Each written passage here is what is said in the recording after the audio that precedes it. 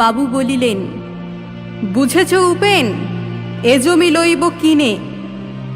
কহিলাম আমি, তুমি ভূস্বামী, ভূমির অন্ত নাই।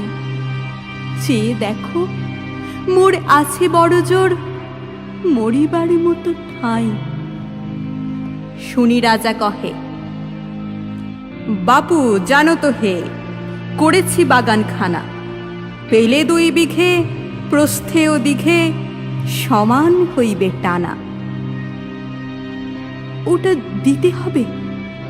কহিলাম, তবে বক্ষে জুড়িয়া পানি, সজল চক্ষে করুণ রক্ষে গরিবের ভিটেখানি।